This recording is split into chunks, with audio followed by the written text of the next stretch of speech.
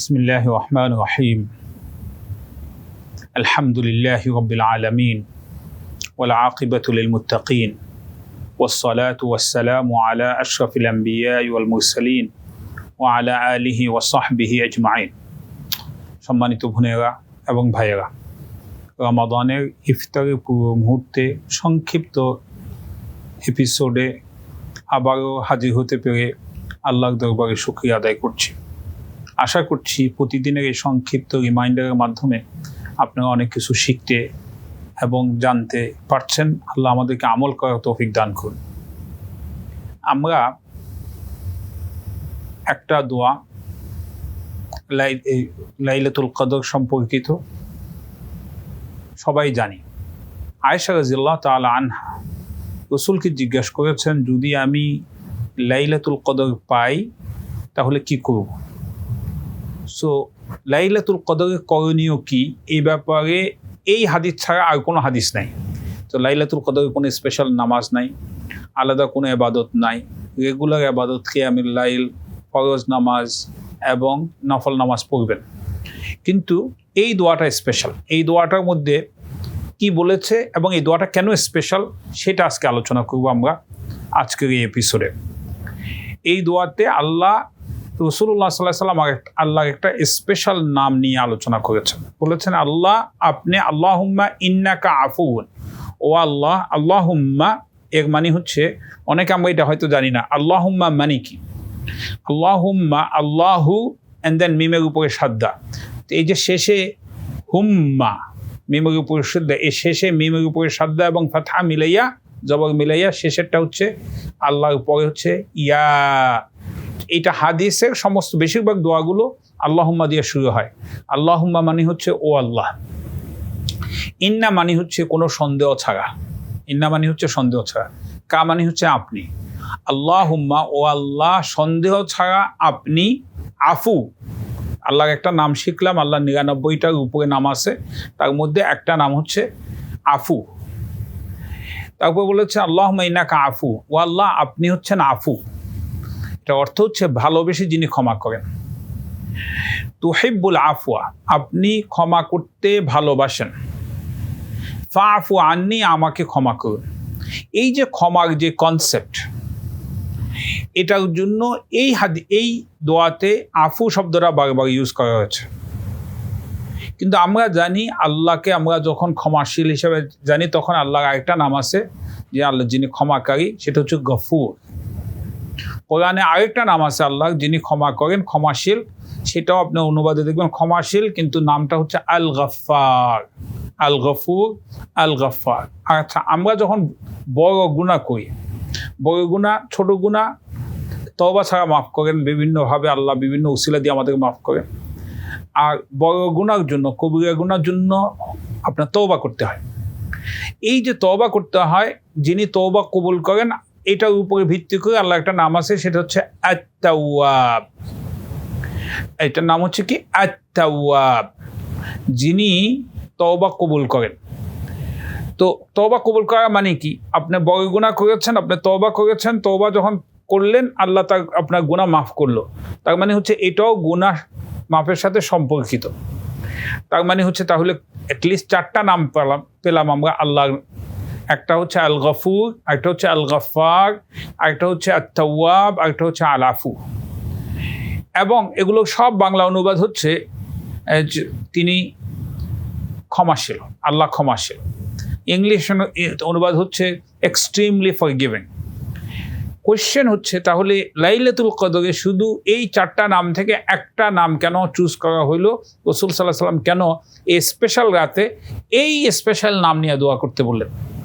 তার সহজ আন্ডারস্ট্যান্ডিং হচ্ছে এটা, ব্যাখ্যা হচ্ছে এটা, যে আমরা সকলেই অনেক গুনাহ করি। রাসূলুল্লাহ সাল্লাল্লাহু আলাইহি ওয়াসাল্লাম বলেছেন যে কুল্লুকুম খাত্তাউন, তোমরা সবাই গুনাহকারী, আমরা সবাই সিনার্স। কিন্তু আমরা অ্যাট এ টাইম একটা গুনাহ করি। সো আল্লাহ তাআলা এতটা আমাদের প্রতি, আমাদেরকে ভালোবাসেন, আমাদের প্রতি নজর দেন, যে প্রত্যেকটা গুনার প্রতি আল্লাহ নজর দেন এবং প্রত্যেকটা গুনার জন্য যদি ক্ষমা চাই, একটা করে তিনি গুনাহ ক্ষমা করেন। যিনি একটা গুনাহ ক্ষমা করেন, আল্লাহর যেই জাত, আল্লাহর যেই সিফাত, আল্লাহর যেই বৈশিষ্ট্য, এই প্রত্যেকটা গুনাহ, এক একটা গুনাহ ক্ষমা করেন, এটা প্রকাশ করে, সেটার নাম হচ্ছে আল গফুর। আল গফুর মানে আল্লাহ একটা একটা করে গুনাহ ক্ষমা করেন। কোশ্চেন হচ্ছে, আমরা তো একটা গুনাহ করি না, একবার গুনাহ করি না, আমরা একই গুনাহ বারবার করি। তাহলে কোশ্চেন হচ্ছে, আল্লাহ কি বারবার আমাদের ক্ষমা করবেন? আল গাফফার মানে হচ্ছে যিনি বারবার ক্ষমা করেন। তার মানে হচ্ছে আমরা যদি গুনাহ করি এবং বারবার গুনাহ করি, আল্লাহ বারবার আমাদেরকে ক্ষমা করেন, আল গাফফার। আচ্ছা, আমরা ছোট গুনাহ করি, বড় গুনাহ করি, তো ছোট গুনাহ তো আল গফুর, আল গাফফার মাফ করবেন, কিন্তু বড় গুনাহ যখন করি, আল্লাহ বলছেন আত-তাওয়াব, বড় গুনার জন্য তোমার তওবা করতে হবে, এই জন্য বড় গুনাহ আত-তাওয়াব। বড় গুনাহ যে আল্লাহর যে বৈশিষ্ট্য, যে তিনি বড় গুনাহগুলোকে মাফ করেন, সেই বৈশিষ্ট্য প্রকাশ পায় আল্লাহ আত-তাওয়াব নামের মাধ্যমে। কিন্তু এই আল আফু তাহলে কি? এই যদি আল গফুর, আল গফফার এবং আত-তাওয়াব এটাকে এক পাশে রাখি, এই তিনটা নামকে, আল আফুকে আরেক পাশে রাখতে হবে। এবং তাহলে এখন বুঝতে হবে যে এই দুইটার মধ্যে পার্থক্য কি। পার্থক্য এটা যে আপনি যখন কম্পিউটারের থেকে কোনো কিছু ডিলিট করে দেন, ব্রাউজার থেকে কোনো কিছু ডিলিট করে দেন, ক্যাশের মধ্যে সেটা জমা থাকে। আপনি যখন কোনো কিছু ডিলিট করে দেন, কুকিজের মধ্যে সেটা জমা থাকে।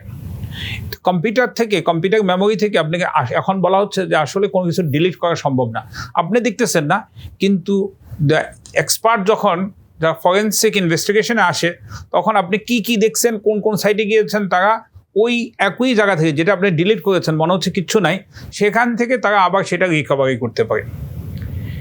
আল গফুর, আল গফফার, আত-তাওয়াবের সাথে এই কনসেপ্টের সম্পর্ক আছে। আল্লাহ ক্ষমা করে দেন, কিন্তু সেগুলো হিস্ট্রিতে এই জমা থাকে, ক্যাশের মধ্যে জমা থাকে, কুকিজের মধ্যে জমা থাকে। কিয়ামতের ময়দানে আমাদেরকে যখন আমাদের বই দেওয়া হবে, ইকরা কিতাবাক কাফা বিনাফসিকা আল-ইয়াওমা আলাইকা হাসিবা, বলা হবে এটাই তোমার বই, পড়ো, এটা তোমার আজকে হিসাবের জন্য যথেষ্ট। লা ইউগাদিরু সাগীরাতান ওয়ালা কাবীরাতান ইল্লা আহসাহা ওয়া ওয়াজাদু মা আমিলু হাদিরা ওয়া লা ইয়াযলিমু রাব্বুকা আহাদা। দ্যাট ছোট বড় সমস্ত জিনিস আমরা ওখানে পাবো, এবং আল্লাহ সেদিন জুলুম করবেন না।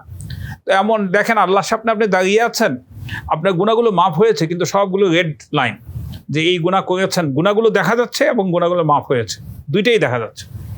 এটা একটু লজ্জার কারণ যে আমরা আল্লাহর সামনে এভাবে দাঁড়াইতে চাই না, যেখানে আমাদের অ্যাকাউন্টিংয়ের মধ্যে, আমাদের হিসাব কিতাবের মধ্যে দেখা যাবে যে আমরা গুনাহ করছি, গুনাহগুলো শুধু আল্লাহর সামনে দাঁড়িয়ে স্মরণ করা, এটাও তো একটা লজ্জার কারণ।